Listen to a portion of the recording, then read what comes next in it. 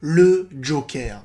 Ce personnage ne veut pas d'argent, il ne veut pas le pouvoir, il veut créer l'anarchie et regarder Gotham brûler. Aujourd'hui, on plonge dans le cerveau du Joker de Heath Ledger, un génie du chaos qui a redéfini les rôles de méchants au cinéma. Bienvenue dans cette vidéo, je suis Eric, et aujourd'hui on parle cinéma. Le film The Dark Knight n'oppose pas Batman à un gangster classique, mais à une force d'entropie. Christopher Nolan et Heath Ledger ont créé un Joker sans origine confirmée, sans identité, sans but matériel. C'est un clown qui expose l'hypocrisie de l'ordre social en le poussant dans ses retranchements. Le Joker de Ledger est un génie de la stratégie et aussi de l'improvisation. Il orchestre des expériences sociales visant à démontrer que, sous pression, la société abandonne complètement ses principes.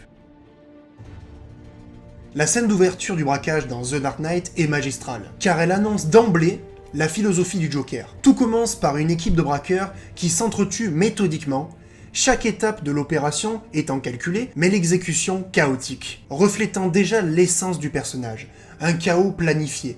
La tension monte jusqu'à la révélation, quand le Joker se dévoile derrière un masque de clown, nous montrant que le chaos se cache déjà parmi nous. Le point culminant survient lorsqu'il s'enfuit dans un bus scolaire, s'intégrant parfaitement dans la banalité des rues de Gotham. Cette conclusion symbolise la dissimulation du chaos sous l'apparence de l'ordre. Un message subtil que la menace peut se fondre dans le quotidien.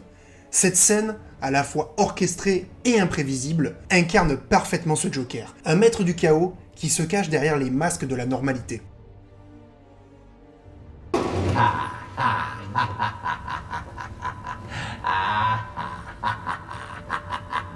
Oh, Et moi qui me croyais le roi des mauvaises blagues. Donne-moi une raison de ne pas demander à mes hommes de te faire la peau. Un petit tour de magie, peut-être? Ce crayon, je vais le faire disparaître. Tada! Il a disparu. Cette scène du pencil trick est très forte dans sa simplicité. Le Joker fait éruption dans une réunion de mafieux, un espace théoriquement hermétique aux surprises. Il impose sa présence sans invitation, symbolisant l'imprévisibilité du chaos qui s'immisce même dans les cercles les plus fermés. Le fameux tour du crayon est un coup de théâtre macabre. En un instant, il transforme un objet banal en arme fatale. Ce geste brutal, accompagné d'un humour noir, désarçonne totalement ses interlocuteurs. En quelques secondes, il renverse la dynamique de pouvoir. Là où les mafieux régnaient par la peur et l'argent, le Joker, lui, règne par l'absurde et la violence théâtralisée. Cette scène cristallise l'aura du Joker. Il n'est pas qu'un simple criminel, c'est un agent du chaos capable de déstabiliser même les plus puissants, sans prévenir et sans la moindre peur.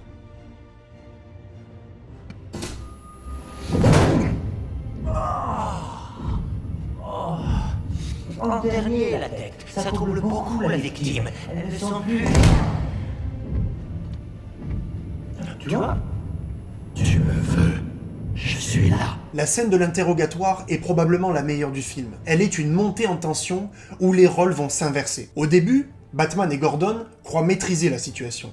L'illusion de contrôle est totale. Lumière froide, Joker menotté, mais le Joker retourne la situation en quelques mots. La scène prend un tournant décisif dès que le Joker laisse entendre que Rachel est en danger. À cet instant, Batman, jusque-là figure de contrôle, bascule. Le ton change. Sa voix se fait plus hargneuse. Ce n'est plus Batman, c'est Bruce Wayne, l'homme derrière le masque. À partir de ce moment, on voit la frontière entre le héros et l'homme s'effriter. Batman, qui était jusqu'ici une figure de justice stoïque, perd ses repères. Il frappe, il hurle, il devient l'homme désemparé qui craint de perdre l'être aimé. En quelques secondes, le Joker a révélé la fragilité émotionnelle derrière l'icône, prouvant que la véritable faiblesse du Chevalier Noir n'est pas physique, mais émotionnelle. C'est bizarre.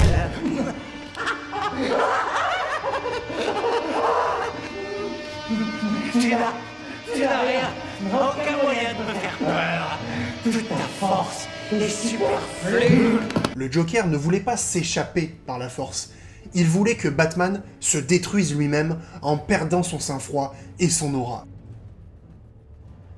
Cette scène est un coup d'éclat symbolique. Le Joker, après avoir réussi à manipuler les criminels les plus importants de la ville, brûle littéralement la moitié de leur fortune. Il envoie ainsi un message clair.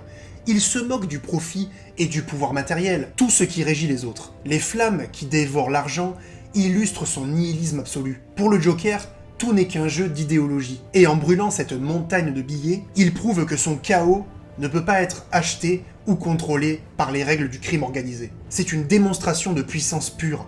Il ne cherche pas à régner sur Gotham, il veut simplement la plonger dans un chaos où tout perd de sa valeur.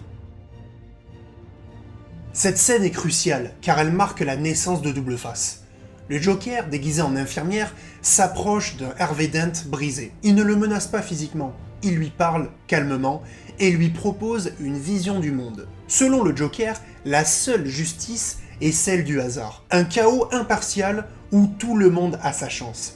Il pousse Dent à se détacher des idéaux de justice qu'il défendait. C'est un moment où le Joker ne fait pas qu'influencer Dent, il lui offre une justification pour devenir Double Face, abandonnant toute croyance dans l'ordre et s'en remettre au sort. L'explosion de l'hôpital, presque comique par son timing, souligne encore que le Joker n'est pas là pour seulement détruire, mais pour semer des graines de chaos dans l'esprit des autres. Dent, en adoptant la pièce comme symbole, devient aussi le produit parfait de la philosophie du Joker.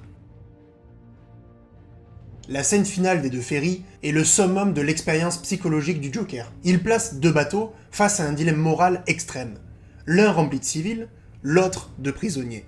Chacun détient le détonateur de l'autre, avec une limite de temps. Le Joker veut prouver que, sous la pression, tout le monde abandonne ses principes. C'est une expérience de chaos social. Il espère qu'une des deux parties sacrifiera l'autre pour survivre. Mais ce qui est fascinant, c'est que personne ne cède. Les civils n'appuient pas, et c'est finalement un prisonnier qui jette le détonateur. Le Joker échoue à prouver que tout le monde est corruptible. Mais il a déjà gagné ailleurs, en ayant brisé Dent. Il a montré que parfois, il suffit de corrompre un symbole pour semer le chaos. La scène des ferries montre que Gotham n'a pas cédé, mais dans l'ombre, la chute de Dent est déjà une victoire pour le Joker. En somme, le Joker et Batman sont deux absolus qui se reflètent l'un l'autre, mais ne se rejoignent jamais. Le Joker ne cherche pas à tuer Batman, il veut briser sa morale. Il se déclare comme son complément, parce qu'il est l'anarchie face à l'ordre. Batman, lui, représente la justice, le contrôle, le sacrifice.